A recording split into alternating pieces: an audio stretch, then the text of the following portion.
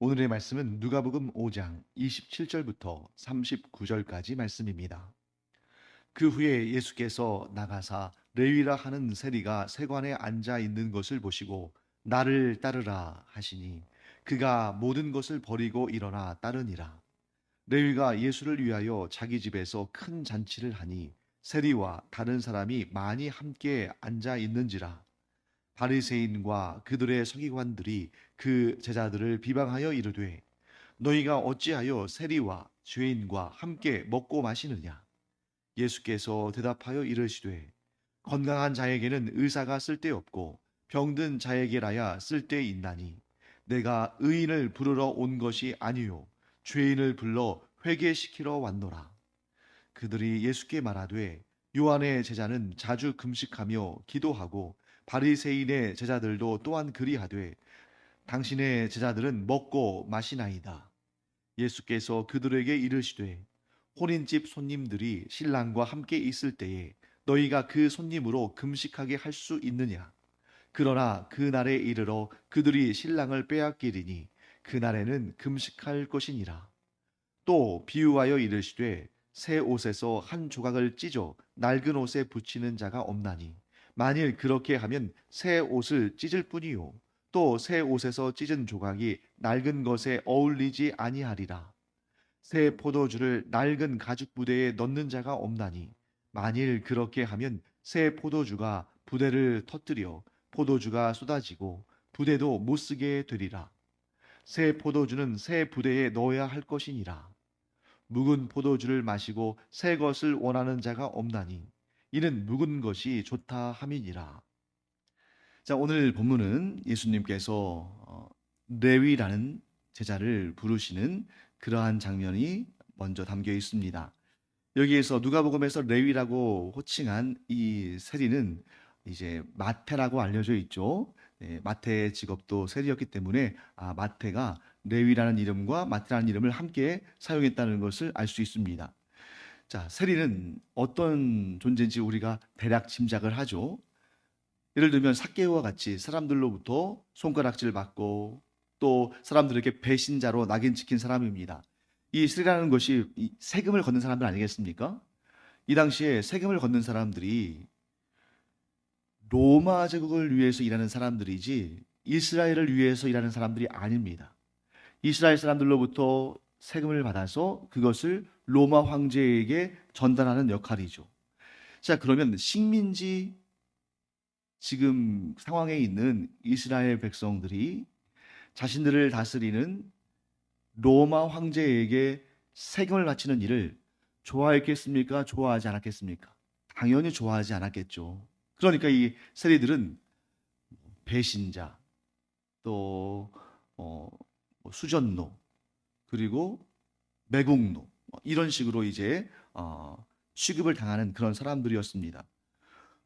반면에 이 세리들은 상당히 부자였어요. 왜냐하면 식민지에 있는 식민지 백성들이 누구나 당연히 로마 황제에게 세금을 내는 것을 원치 않고 그래서 세금을 안 내려고 버텼기 때문에 이 세리들에게 로마 정부에서 로마 황제가 인센티브를 제공합니다. 그래서 예를 들면 이런 거죠. 세금을 많이 거둘수록 그만큼 많은 돈을 주는 거예요. 정확히 말하면 돈을 준다기보다는 이 세리가 예를 들면 1,000만 원의 세금을 걷었다. 그러면 대략 한 500만 원 정도는 세리 몫이 되는 거죠.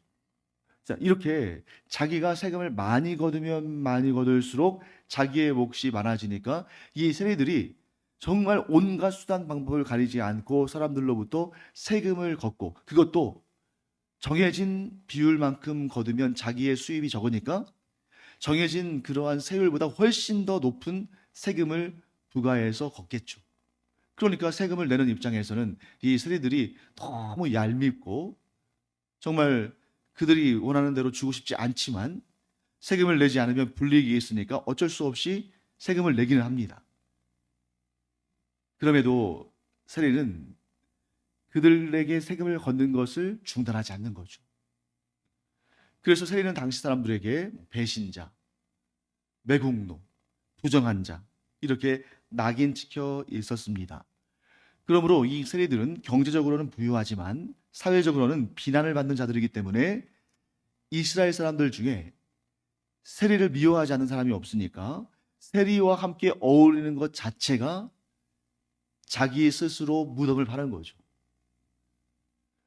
온 사회가 세리를 부정하고 또 나라를 팔아먹고 또 배신한 사람이다, 왜곡노다 이렇게 비난하는데 그런 세리들과 함께 어울린다는 것은 자신도 비난을 자초하는 것이죠.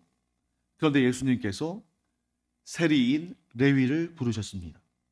왜 그러셨을까?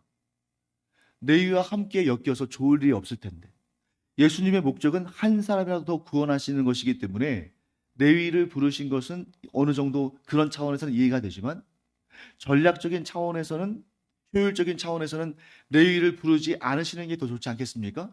왜요? 레위와 예수님이 함께 있는 것을 보면 많은 사람들이 정이 떨어질 테니까 예수님도 한 통속이구나 하고 생각하고 예수님의 가르침을 받으려 하지 않을 테니까.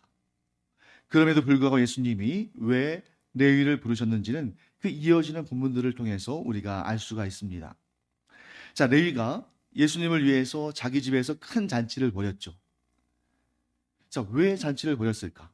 자, 이 앞에서 충분히 내용이 전개되진 않았지만 분명히 우리는 짐작할 수 있습니다. 레위가 예수님의 부르심을 받았습니다.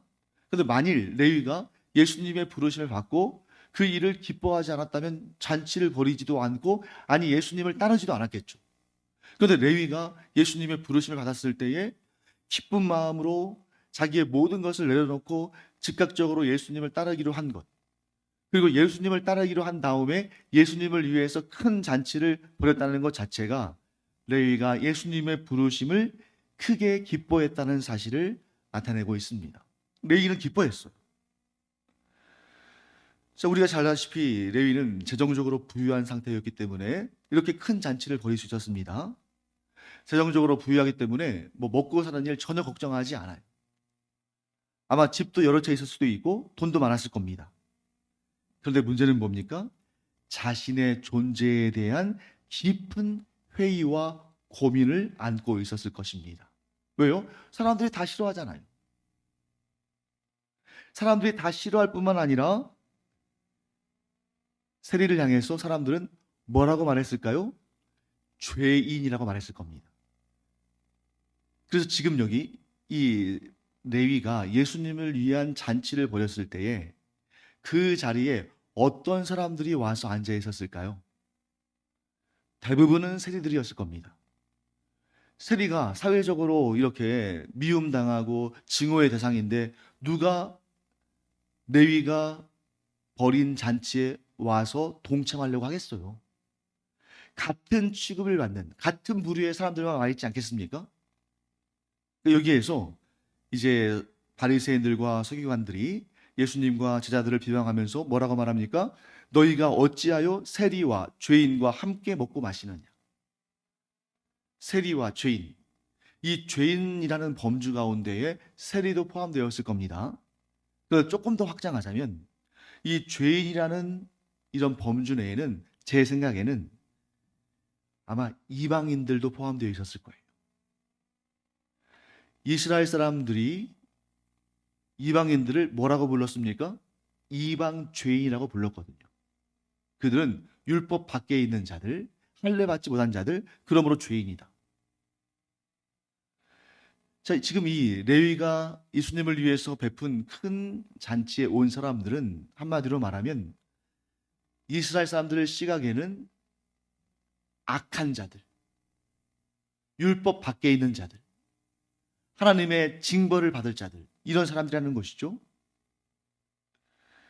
그런데 레위는 그러한 사회적인 비난과 사회적인 그러한 소외감 속에서 자기의 정체에 대해서 매우 고민했을 거예요. 왜? 신분상으로는, 혈통상으로는 유대인이기 때문에 자기도 아브라함의 후손으로서 택함받은 하나님의 백성이다라는 그런 생각을 했을 텐데 다른 사람들은 인정하지 않습니다. 너는 죄인이다. 너는 부정한 자다. 돈이 아무리 많으면 뭐합니까? 사회적으로 이렇게 매장당하고 있는데 그런데 왜 레위가 예수님께서 부르실 때 즉각적으로 반응했을까? 아마도 오늘 본문에 따르면 그냥 예수님께서 부르시니까 모든 것을 다 버리고 예수님을 따른 것처럼 보이지만 이 레위에 대해서 앞에 있는 내용들을 설명하지 않아서 그럴 것 같아요. 아마도 레위에게도 예수님에 관한 소식이 들렸겠죠. 예수님이라는 분이 계시는데 그가 이러한 일들을 하시고 이런 가르침을 전하시더라. 그 얘기를 듣고 아마 레위가 솔깃했을 겁니다. 왜냐하면 예수님이 전하시는 복음은 뭐예요? 율법의 경계를 넘어서는 참 자유의 복음이었기 때문이에요. 자, 율법의 범주 내에서는 율법의 전통적인 그런 이 유대인들이 가지고 있는 율법의 세계관 속에서는 세리인 마태, 세리인 레위는 정죄받을 자, 구원받지 못할 자, 부정한 자, 이런 낙인이 찍혀 있는데 예수님의 복음 속에서 레위는 예수님을 믿고 따르기만 하면 참 자유를 얻고 영원한 생명을 얻는 구원의 대상이라는 거죠. 완전히 다른 세계관을 접하고서 레위가 깜짝 놀란 겁니다. 지금까지는 모든 사람들이 나를 향해서 손가락질하면서 죄인이다, 매국노다, 배신자다, 하나님의 언약 밖에 있는 자다, 이렇게 비난하고 조롱하고 모욕하는데 예수님의 복음은 모든 자들, 심지어 오늘 본문에 말씀하시는 것처럼 죄인에 해당하는 사람들도 얼마든지 회개하고 돌이켜서 하나님의 백성이 될 수 있다는 이 소식이 너무너무 반갑고 기뻤던 거죠. 율법적인 세계관 속에서는 가장 천대받고 가장 부정되어지고 가장 욕을 먹던 사람이 예수 그리스도의 세계관 속에서는, 복음의 세계관 속에서는 환영받는다는 거예요. 그러니까 이 참된 복음을 전해 듣고는 그가 모든 것을 다 내려놓고 이제 나는 예수님을 따라야겠다 하고 예수님께로 나아간 것입니다. 그때 바리새인들과 서기관들이 예수님의 제자들을 비방했죠. 너희가 어찌하여 세리와 죄인과 함께 먹고 마시느냐. 아마도 그 자리에는 이 바리새인들과 서기관들이 보기에 제대로 된 사람들은 아무도 없을 거예요. 그나마 그들이 보기에 제대로 된 자들은 예수님과 제자들입니다. 왜냐하면 예수님과 제자들은 가난하기는 했지만 세리처럼 사회적으로 비방의 대상이 되진 않았고 이방인이 아니라 유대인이었기 때문이에요. 비록 갈릴리 사람들이지만 유대인이고 비록 가난한 사람들이지만 세리와 같이 욕을 먹는 사람들은 아니었기 때문에 그들에게 말한 겁니다. 자, 세리나 죄인들에게는 말을 안 해요. 아예 대화를 하질 않습니다. 그런데 예수님과 제자들은 자기들이 보기에는 그나마 대화의 대상은 됐기 때문에 왜 너희가 어찌하여 세리와 죄인과 함께 먹고 마시느냐 이렇게 말한 거죠. 여기서 우리가 간단한 구도를 볼 수 있습니다.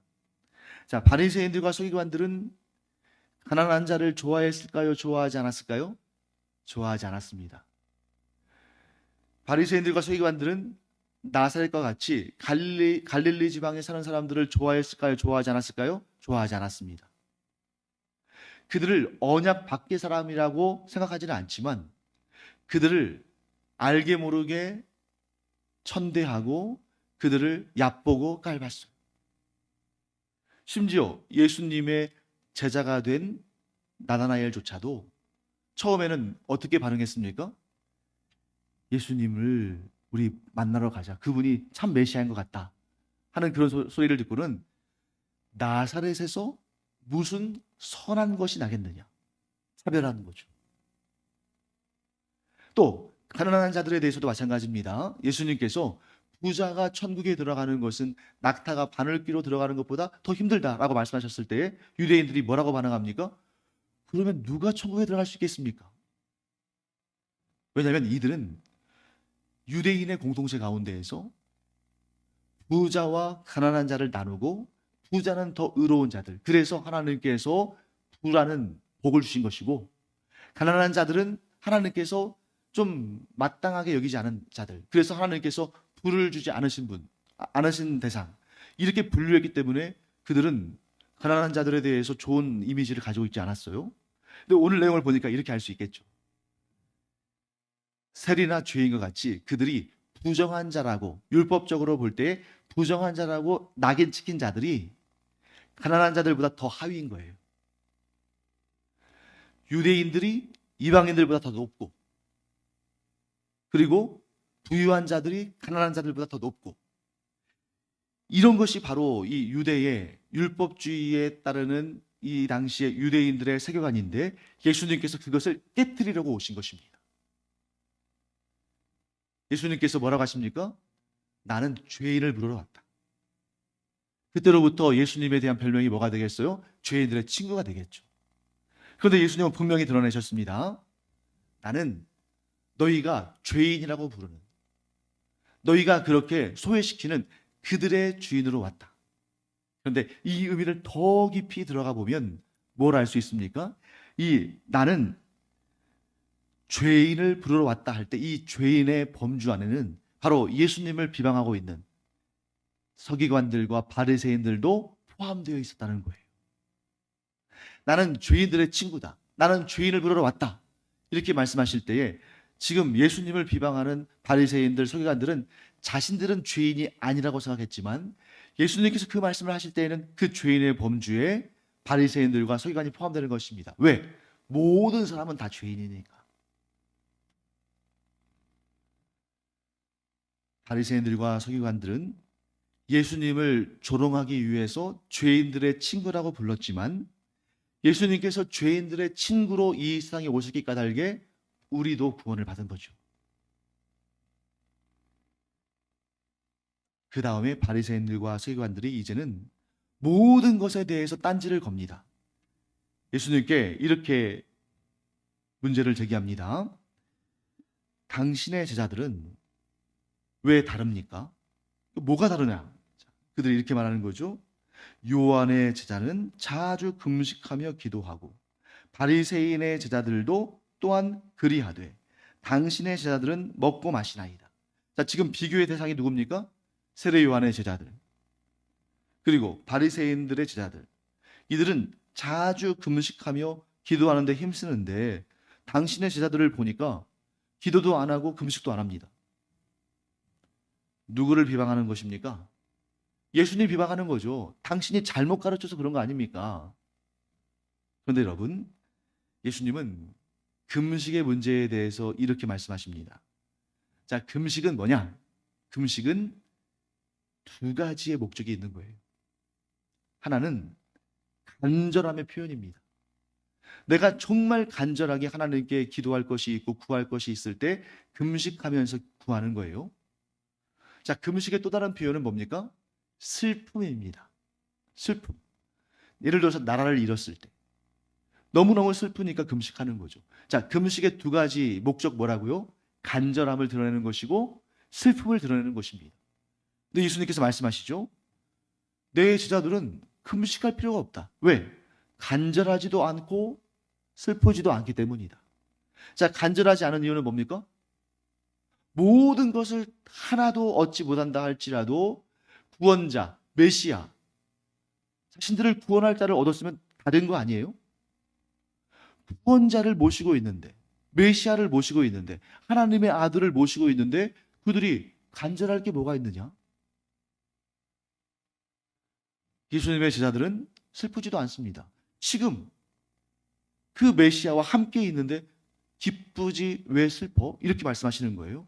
그런데 언젠가 제자들이 금식할 날이 올 것이다. 언제예요? 신랑을 빼앗길 날. 곧 예수 그리스도께서 십자가에 달려 죽으시는 그날에 그들이 슬퍼하며 금식하겠지만 지금은 나와 함께 있는데, 메시아와 함께 있는데, 하나님의 아들과 함께 있는데 갈급할 일이 무엇이며 슬플 일이 무엇이냐? 혼인잔치에서 신랑과 함께 기쁘게 즐겁게 막 교제하고 음식을 먹고 마시고 떠들고 노는 그런 상황인데 왜 슬퍼하겠느냐 하고 말씀하시는 것입니다. 예수님께서 금식은 할 필요가 없다라고 말씀하시는 것이 아니라 예수 그리스도 곧 구원자를 만난 자들이 어떠한 상태로 있어야 되는가 하는 걸 말씀하는 거예요. 자, 그러면 이제 우리에게 적용해 보겠습니다. 여러분과 제가 금식할 필요가 있습니까? 없습니까? 금식할 필요가 있죠. 왜? 우리에게 간절함과 슬픔이 있을 때 금식할 수 있습니다. 그런데 신앙적으로는, 그러니까 우리의 삶에 있어서는 여전히 우리가 천국이 아니라 이 세상을 살기 때문에 우리에게도 간절함이, 부족함이 있을 수 있고, 또 우리가 간절히 구하는 것이 있을 수 있고, 또 우리가 이 세상을 살면서 슬프고 괴로운 일이 있을 수 있죠. 그런 것들을 위해서는 금식하는데, 우리의 정체성, 우리의 신앙, 우리의 본질을 따라서는 우리는 금식할 필요가 없는 거예요. 왜? 구원받은 하나님의 자녀니까. 자, 이걸 어떻게 적용할 수 있습니까? 다른 종교들을 보세요. 다른 종교에 열심을 품는 사람들, 열심히 수행하고 열심히 고행하고 열심히 선을 행하고 하는 사람들, 왜 그렇게 합니까? 구원 받으려고. 뭔가 지금 자신이 구원받지 못했으니까 이렇게 해서라도, 선행을 해서라도, 또 공로를 쌓아서라도, 수행을 해서라도 구원받기를 원해서 그들은 다 찌들려 있습니다. 내가 어떻게 해야 구원을 받을까? 얼마나 더 수고해야 될까? 얼마나 더 고행해야 될까? 얼마나 더 선을 행해야 될까? 근데 우리는 이 구원의 문제, 우리의 영원한 정체성 문제에 있어서는 늘 기뻐할 만 있는 거예요. 우리의 일상에, 이 일상을 사는 동안에 우리의 육신과 관련해서는 고단한 일도 있고 갈급한 것도 있고 슬픈 일도 있지만, 우리의 영원한 생명에 관해서는 우리는 슬퍼할 일이 없다. 왜요? 구원의 은총을 얻었으니까. 자, 이게 바로 세계관의 전환입니다. 그 다음에 예수님께서 말씀하신 내용들이 바로 그거예요. 자, 새 옷에서 한 조각을 찢어 낡은 옷에 붙이는 자가 없다. 이건 뭡니까? 새 옷의 한 조각을 낡은 옷의 일부가 되게 한다는 거죠. 그렇게 하면 새 옷을 찢을 뿐이요, 새 옷에도 상처가 나고 새 옷에서 찢은 조각이 낡은 것에 어울리지 않는다. 새 포도주를 낡은 가죽 부대에 넣는 자가 없다. 만약에 새 포도주를 낡은 가죽 부대에 넣으면 포도주가 쏟아지고 부대도 못 쓰게 되리라. 여러분, 새 포도주를 낡은 가죽 부대에 넣으면 왜 부대가 찢어질까요? 오늘날 우리는 이런 문화가 아니니까 잘 모르죠. 자, 새 포도주는 아직 발효가 다 끝난 게 아닙니다. 그러니까 새 포도주, 이제 막 담은 포도주를 낡은 가죽 부대에 넣으면, 포도주 부대에 넣으면 이 낡은 포도주 부대는 오래 묵은 포도주를 담고 있는 것이기 때문에 이미 발효가 끝난 상태예요. 이미 늘어질 대로 늘어졌습니다. 발효하면 부풀잖아요. 그렇기 때문에 이미 부풀었어요. 이미 부풀 대로 부풀어 가지고 이제 더 이상 확장될 탄력이 없어요. 근데 거기다가 다시 새 포도주를 부으면 어떻게 되겠습니까? 이 새 포도주가 또 거기에서 발효가 돼서 부풀지 않겠어요? 누룩이 부풀듯이. 그러면 이미 탄력을 잃을 대로 잃은 이 포도주 부대가, 이 가죽 부대가 찢어질 수밖에 없는 거예요. 감당을 못합니다. 즉, 옛 세계관은 새 세계관을 감당하지 못한다. 율법적인 세계관은 복음의 세계관을 감당하지 못한다. 그러므로 이 둘을 섞을 수도 없고 끼워 맞출 수도 없고 합칠 수도 없다. 그러므로 우리가 여기에서 결론을 이렇게 내리겠습니다. 복음은 개선하는 것이 아니라 완전히 전환되는 것이다. 과거의 율법적인 세계관, 이 유대인들의, 바리새인들과 서기관들의 세계관에 복음이 뭔가를 조금 더 더해줘가지고 그들이 점점 더 개선되어지고 하는 것이 아니라, 그 낡고 잘못된 세계관을 버리고 새로운 복음의 세계관을 가져야 구원받는다 하는 것입니다. 그러니까 예를 들면 이런 것이죠. 초기의 이 기독교 공동체를 보면 항상 문제를 일으켰던 것이 바로 율법주의 이단입니다. 율법주의를 따르면서 예수 그리스도의 복음도 합쳐가지고 구원을 받고자 하는 거예요. 그런데 이런 세계관이 뭐가 문제입니까? 은연중에 이런 주장을 하는 거죠. 예수님도 믿지만 율법도 지켜야 된다. 예수 그리스도를 믿지만 할례도 받아야 된다. 결국 예수 그리스도의 복음도 율법도 다 훼손해 버리는 거죠. 이도 저도 되지 않고 오히려 큰 해만 끼치는 것입니다. 그러므로 복음은 무언가 있던 것을 개선하는 것이 아니라, 레위가 그랬듯이 모든 것을 버리고 주님을 따르는 것이다. 주님을 따르기 전에 우리가 생각했던 모든 것들, 그런 것들을 가지고 가서 보다 나아지는 것이 아니라 주님 외에 섬기고 주님 외에 따르던 모든 것을 버리고 주님을 따르는 것이 바로 새로운 복음의 세계관이고, 오직 그런 자들만이 구원의 은총을 얻는다 하는 것입니다. 그래서 우리 복음의 사람들은 다른 데 눈길 주지 않고 과거의 습관들 미련두지 않고 모든 것이 전적으로 전환되어서 주님을 따르는 자들이다.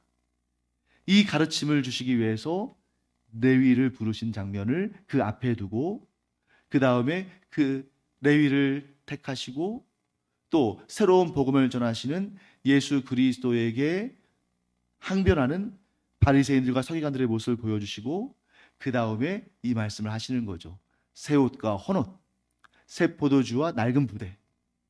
사랑하는 성도 여러분, 우리가 세상과 결탁하는 혹은 세상과 혼합되는 그런 신앙이 아니라 순수한 그리스도의 복음으로 우리의 세계관을 완전히 재편하는 그런 복음의 사람들 되기를 간절히 축원합니다. 기도하겠습니다. 하나님, 진정한 복음은 과거에 내가 누리고 내가 따르던 것들을 계속 유지하면서 주님을 거기에다가 곁들이는 것이 아니라 모든 것을 버리고, 레위가 그랬던 것처럼 그 전에 있던 모든 것을 버리고 주님을 향해 똑바로 나아가는 그것이 바로 참된 복음의 발걸음인 줄 믿습니다. 저희가 세상과 복음을, 우상과 하나님을 겸하여 섬기는 자가 아니라 오직 복음을 따르며 오직 하나님만 섬기는 참된 믿음의 사람들, 참된 구원받은 백성들 되게 하여 주시옵소서. 감사드리며 예수님의 이름으로 축복하며 기도합니다. 아멘.